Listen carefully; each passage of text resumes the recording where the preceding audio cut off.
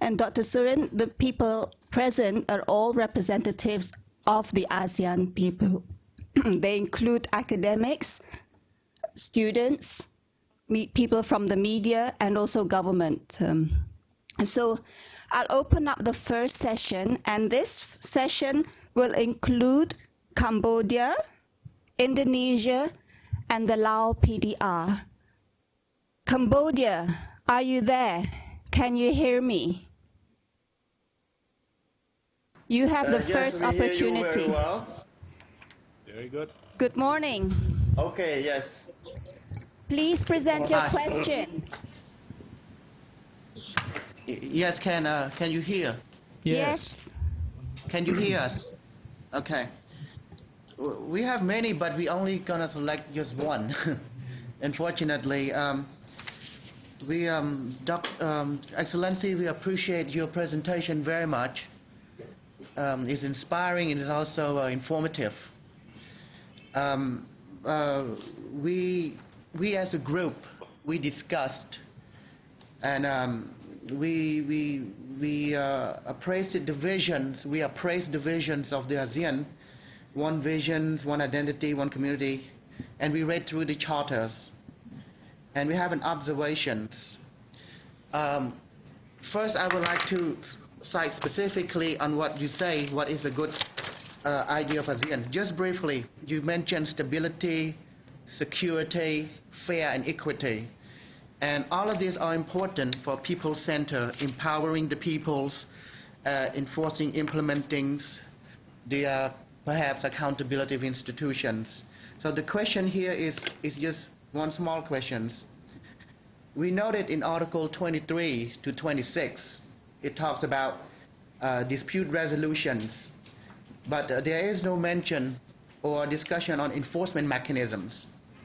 Therefore, we think that we need an enforcement mechanisms in order to materialize all the elements and the spirit that you mentioned.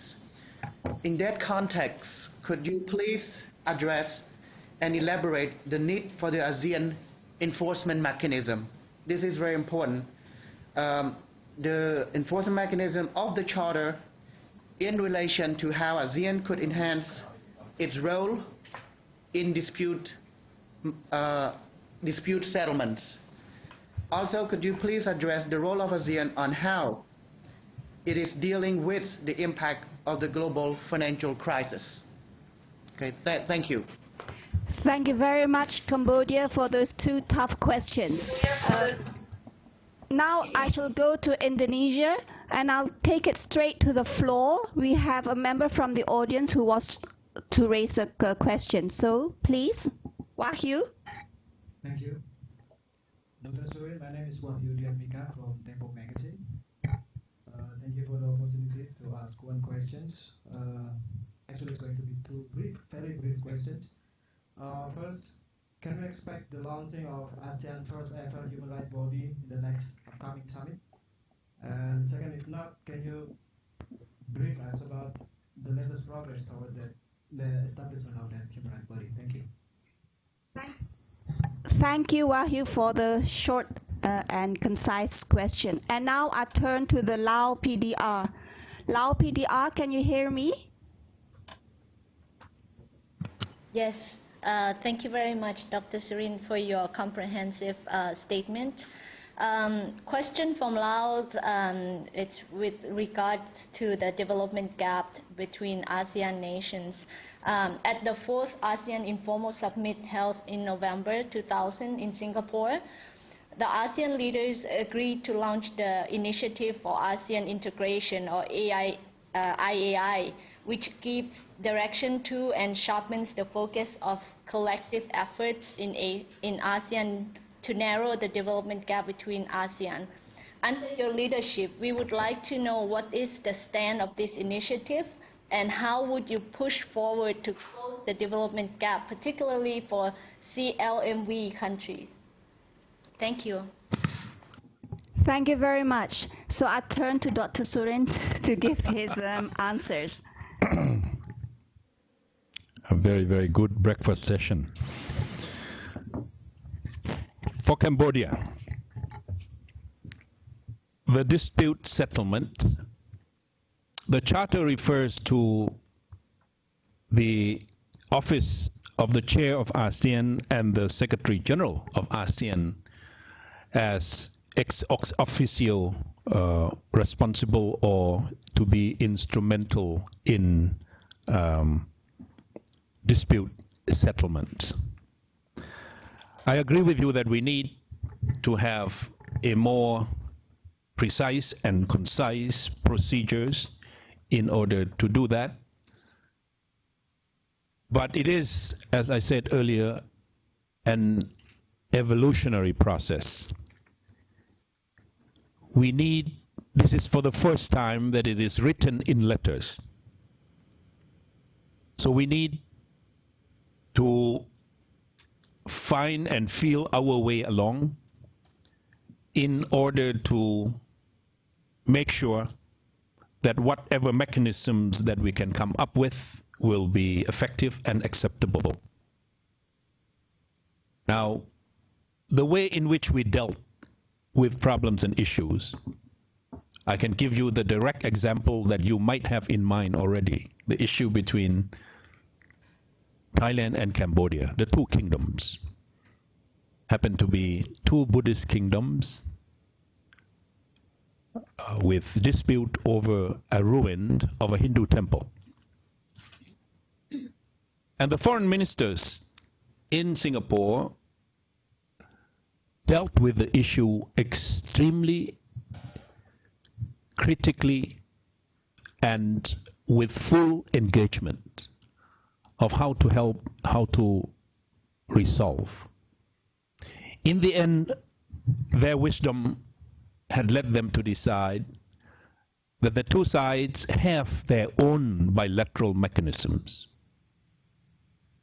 Exhaust those bilateral mechanisms with the appeal that please be restrained. Please find a peaceful solution.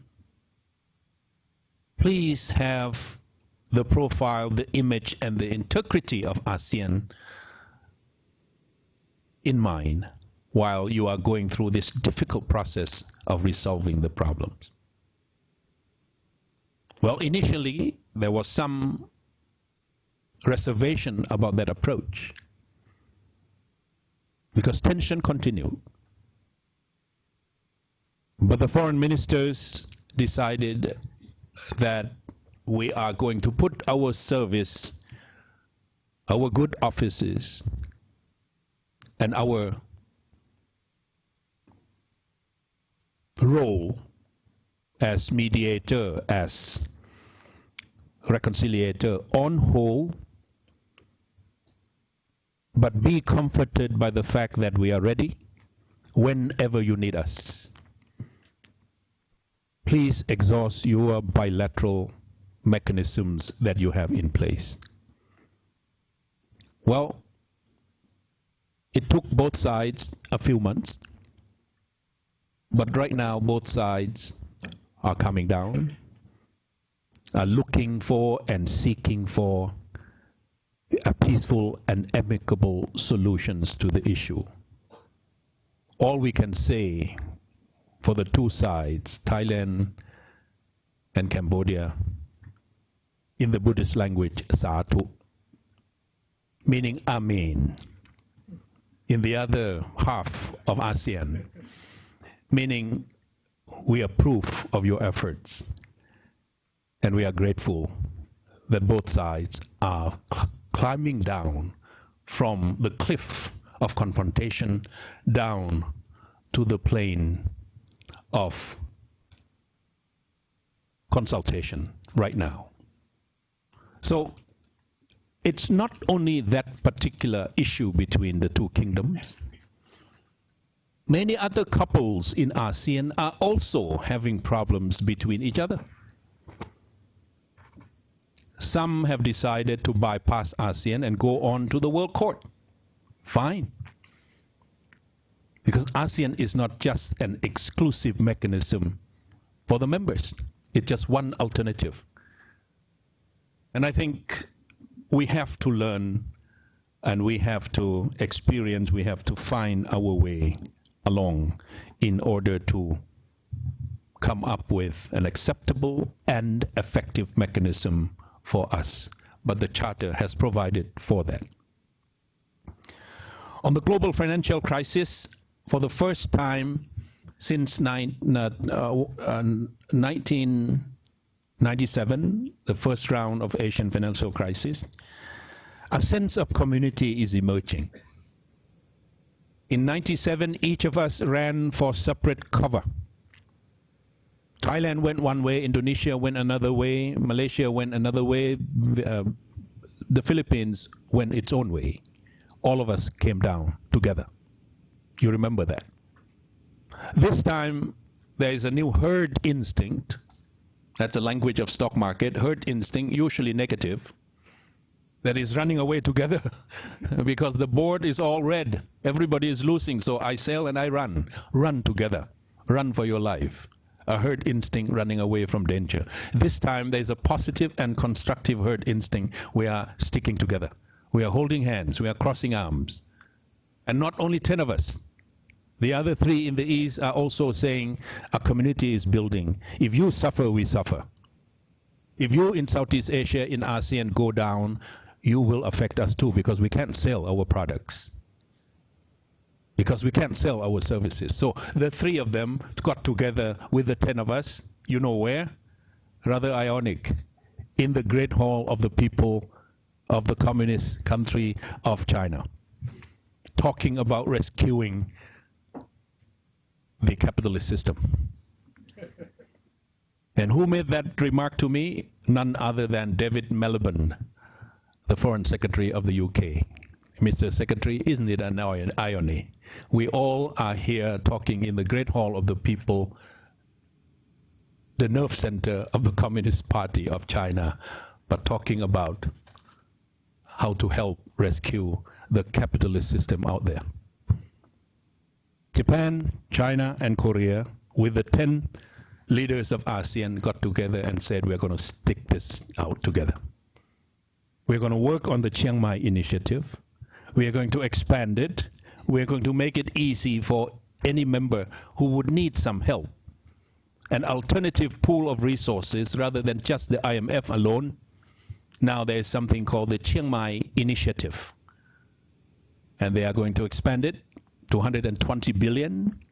And they will be meeting 13 of them in Phuket this Sunday. And they are trying to streamline everything and present it to the leaders by the time they get together at the end of this month. So that's the global financial crisis that we are facing together as a group, as a community. It's a way beyond 10 years ago when we failed together.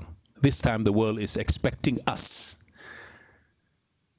to stick together and to help rescue the financial crisis, at least to stabilize it, at least not to make it worse.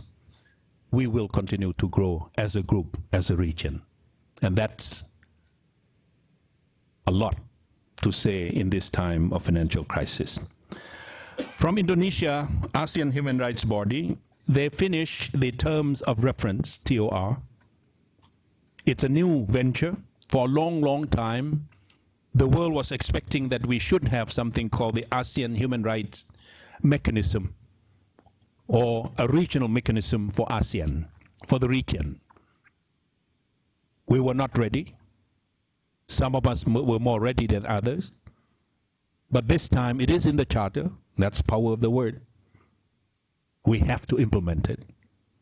We have to come up with the terms of reference for that human rights body, whatever they're going to call it. Committee, council, forum, commission, or just body. We don't know. But as far as I am concerned, in that 9 articles of the draft that they have done, there are 11 references to 2 words in the Charter.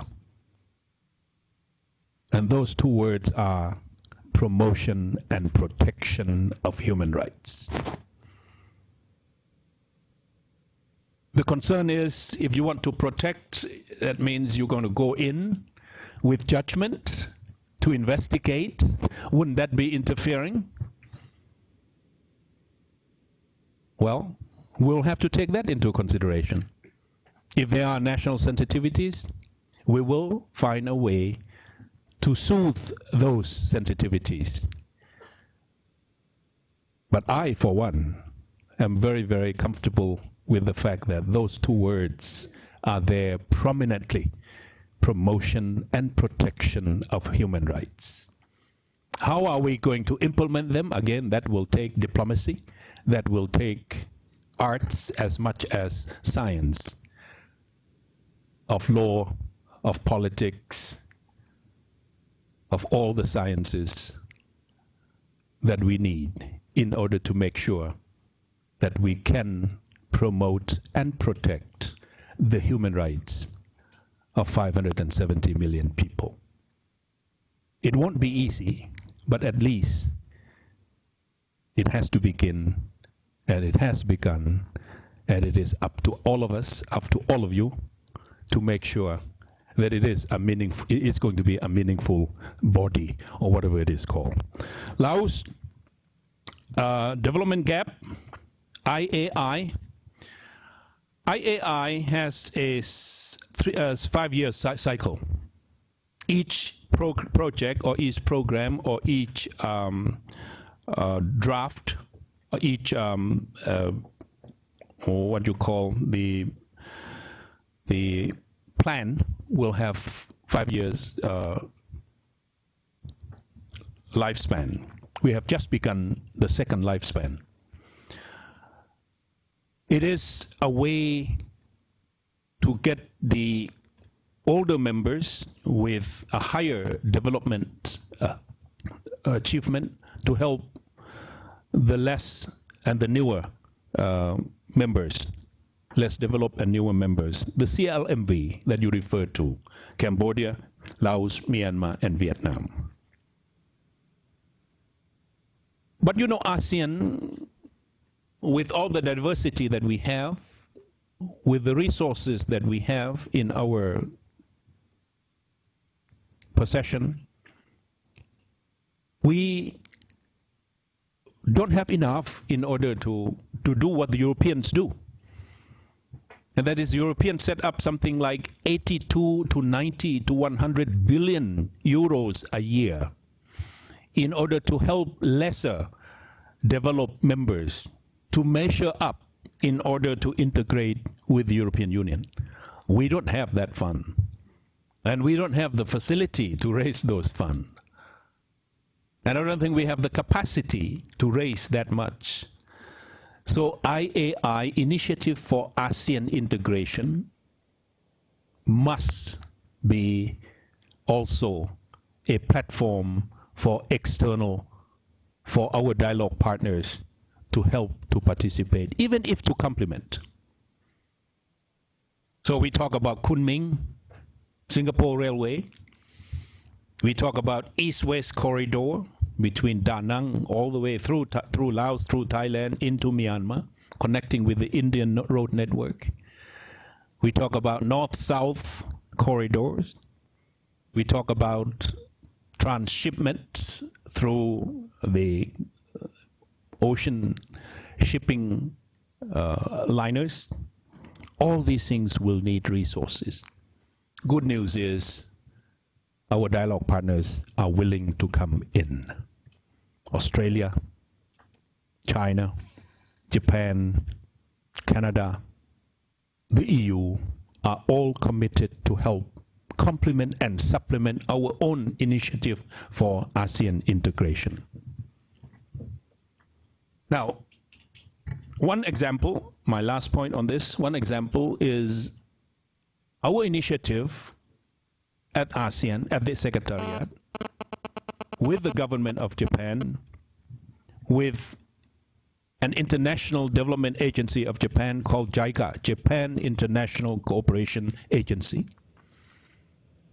with the government of Laos, PDR.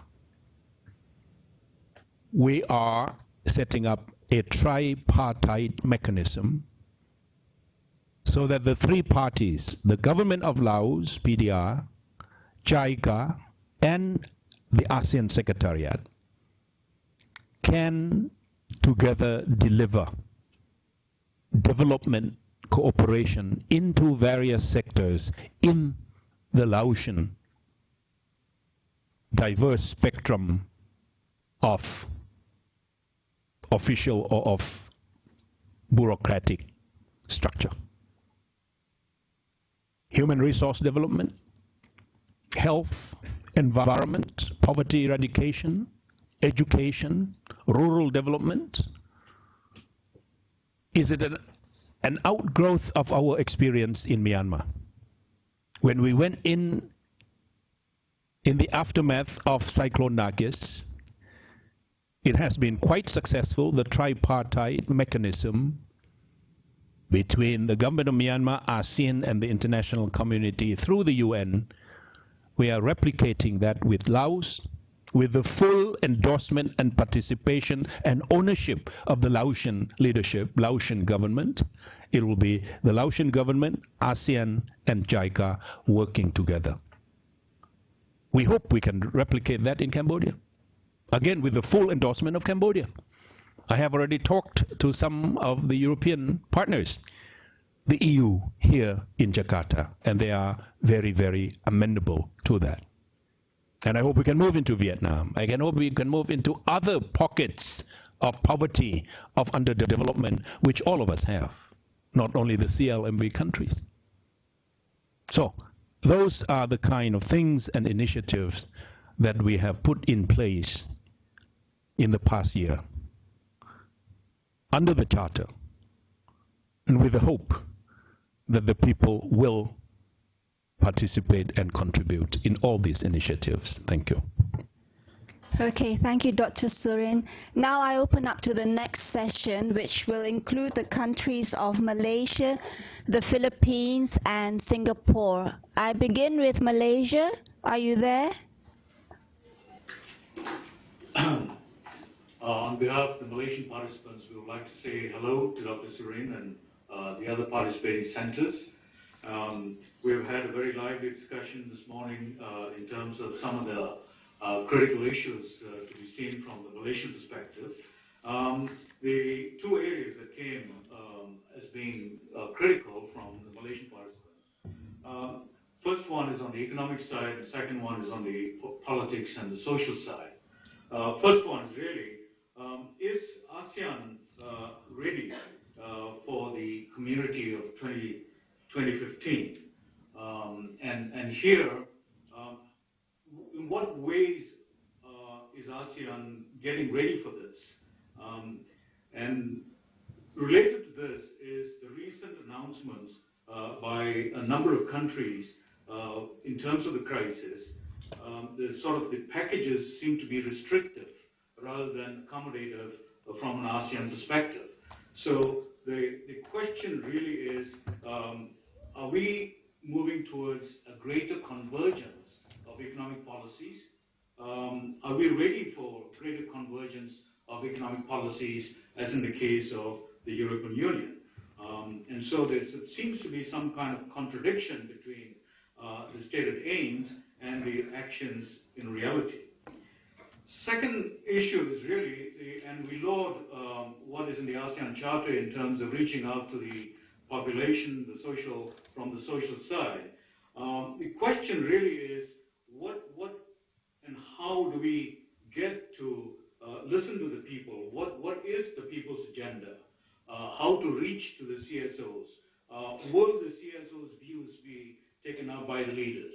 And this seems to be the second set of issues when we talk in terms of the civil society and the people owning and contributing to the process of ASEAN integration. Thank you. Thank you, Malaysia. And now to the Philippines. Good morning, the Philippines. Can you hear me? From the Philippines, we greet you mabuhay. We have a healthy mix of government, academe, and NGO sectors represented in our forum today. And our question is related specifically with the challenge of implementation. And we'd like to point out that the strategic schedule that was laid out for the ASEAN Economic Community. We'd like to ask how this schedule considers two factors. One is that individual ASEAN countries have bilateral and probably sub-regional agreements, including those of non-ASEAN countries, that have proceeded or are moving faster than the AEC project. The other is in the implication of the schedule on issues, particularly from the marginalized sectors that as yet have not been resolved or seem to be moving less rapidly than desired. We'd like to ask how we will navigate through these factors that seem to be pulling in different directions. Can you be Back more to you. specific about that last one? Yes, the last question refers to... Yes, thank you. One question, the second question is related to the situation of farmers and also in relation with the issue of human rights and the issue of cultural minorities in the region. Okay, thank you. That was so you have two questions, one related to the economy and one to the concerns of the people. And now to Singapore. Good morning from Singapore. We would like to thank Dr. Suring for a very informative session. And this has raised quite a few questions this morning from our guests here. So we'll try to be brief and summarize them. Hello, I'm Alex Au speaking from Singapore on behalf of the room full of people here. The consolidated question that we have is rather similar to what had been asked in the second question from Malaysia and also from the Philippines, but a bit more focused, we would like to put it. Our question is, how will ASEAN, as it grows, ensure that the people sector are able to plug in specifically to the mechanisms that ASEAN develops, specifically in the four areas where we around the table have a particular interest? Human rights issues, how do we plug them in when we have concerns? Environmental issues, concerns about the processes and democracy in Myanmar, and how corporates and social responsibility and corporate concerns integration can plug into ASEAN's mechanisms, especially where governments may not be too happy to have such concerns raised. How do we ensure that we get a chance to have our word in? Human rights, environment, democracy in Myanmar, in Myanmar, and then corporate CSR. And corporate integration issues. Corporate integration. Yes, and how corporations can do CSR activities which may not Is that be... it? Yeah. Okay. And I think there's also a question from Indonesia about how individual countries can benefit from this integration. Oh, okay. All right. I go ahead? Okay, thank you very much. From Malaysia, I think talking about what? CSO, the civil society organizations, the space is very much open, as I said earlier. There are mushrooming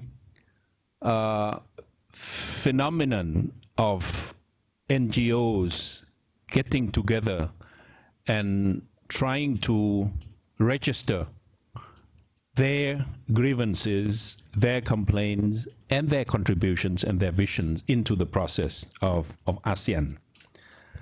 In the charter itself, I think there are about 70 what you call voluntary organizations being registered there.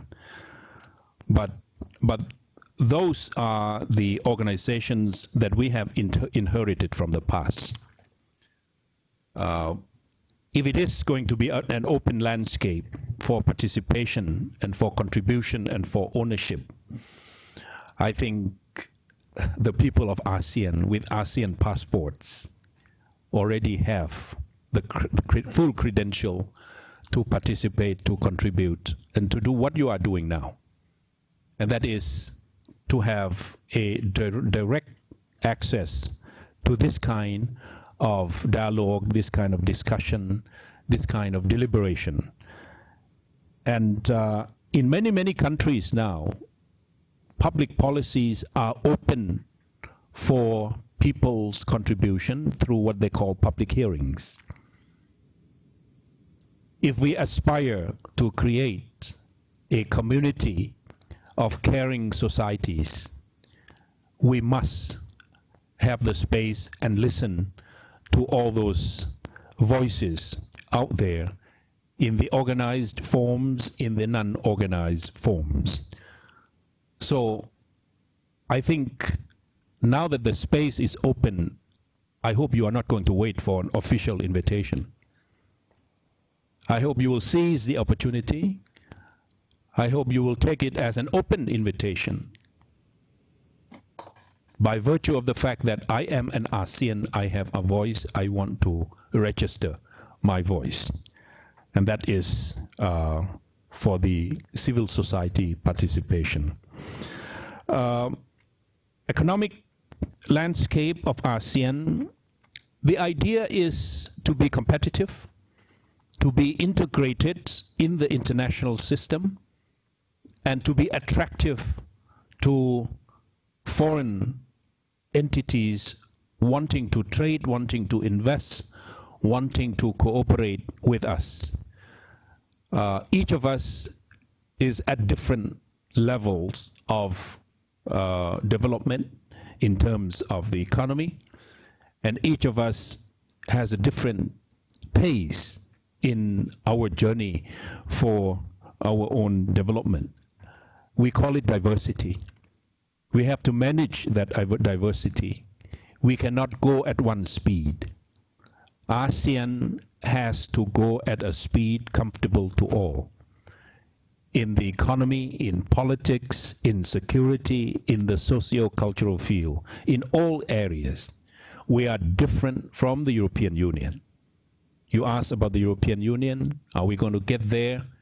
My answer is the European Union remains our inspiration. It is not our model at this particular point in time, because we have begun from a different beginning point. In the European Union, you have to measure up to certain standards in order to be included.